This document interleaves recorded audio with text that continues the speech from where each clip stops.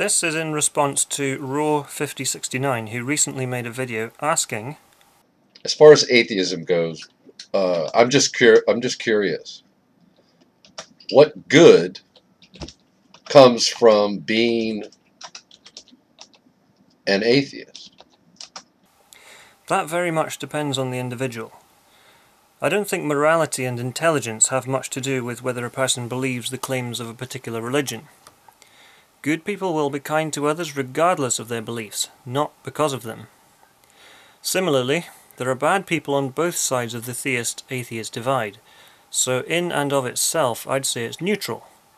It's a bit like asking, what good comes from not collecting beer mats?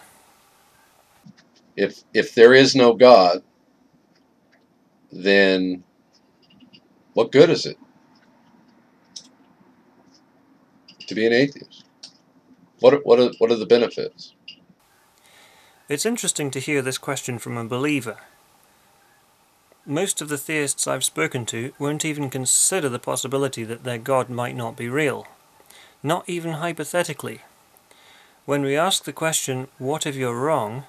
The usual response is, I'm not wrong. Even when we emphasize the if, what if you're wrong? You know, just supposing. I'm not wrong, damn it!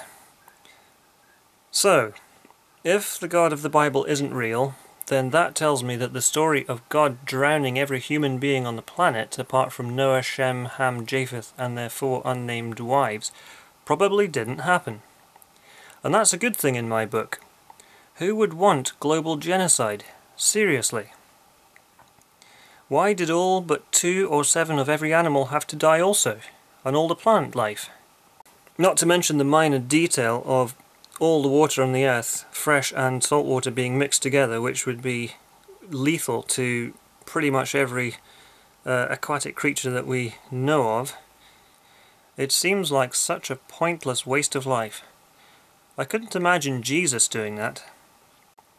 There is another short story in Genesis 38 in which God kills a guy called for no apparent reason.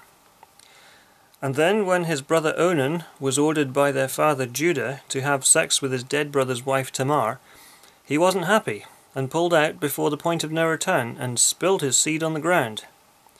God didn't like that, so he killed Onan too. These stories, and many others, such as the unfortunate Uzzah, who steadied the Ark of the Covenant when he thought it might fall over and was slaughtered by God for his troubles, makes me think that if he is real, then he's not very empathetic or compassionate. And he's not very consistent either. In other parts of the Bible, we're told to love our neighbours, turn the other cheek, and forgive those who would do us harm. To me, it seems like Christianity is mythology. I'm sure most Christians, including you, Bob, would not try to argue that the gods of Egyptian, Greek, and Norse mythology were real. Please correct me if I'm wrong about this. The thing is that atheists don't see a difference between your God, Osiris, Zeus, Odin, and all the other deities. The only obvious differences are geography and time. We just so happen to live at a time when 1 billion or more humans believe that Yahweh is real. Another large group believe that Allah is real. Atheists simply don't think that any of them are. Back to you, Bob.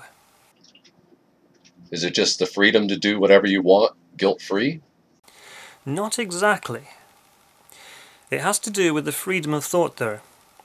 According to your book, Jesus told us that we commit adultery just by thinking about it, which implies that telepathy is real, something I for one don't believe to be true. The Bible tells us what to think. It tells us that we must obey the will of God, as described in the book. As a freethinker, I'm allowed to question whether the Bible really was written or inspired by a supernatural deity, or whether it was written by men a couple of thousand years ago. I'm not saying that there is no wisdom and insight within that particular collection of 66 books and letters, but I'm reasonably sure that the good bits are hidden amongst a whole load of bloodthirsty stories and instructions, which were designed more to control than enlighten.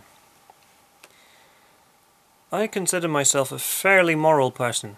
I don't enjoy hurting others, and I try to treat people the way I'd like to be treated. So from that point of view, I wouldn't want to do things which harmed other people or animals or the planet. I also try to be honest. If I'm not sure about something, I'm at pains to make that clear. I don't want to tell anyone what to think or believe, but I would like to help people figure out how to think, how to look at the world critically, avoiding the pitfalls of delusion and false hope. The truth is really important to me.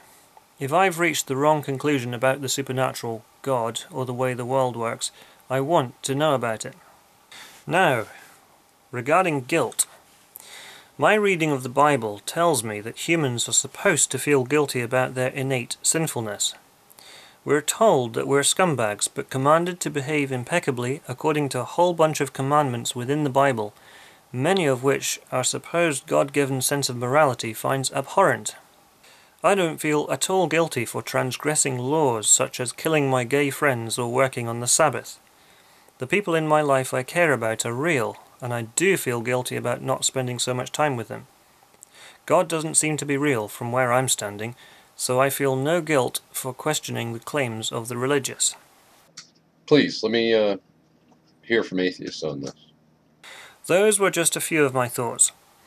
One more thing before I go is basically reiterating my first point. Many believers start their inquiries from the position of assuming that God is real. They can't comprehend the idea that that might not be so. So all of the inquiries they make are seeking to confirm the conclusions they already hold. It's like they're thinking inside the box. If there's one thought I could pass on to any believers watching this, it would be, imagine for a moment that God is inside the box. Anyway, thanks for watching, and don't take my word for any of this. I'm just a guy who likes to share his thoughts. See you in the next video.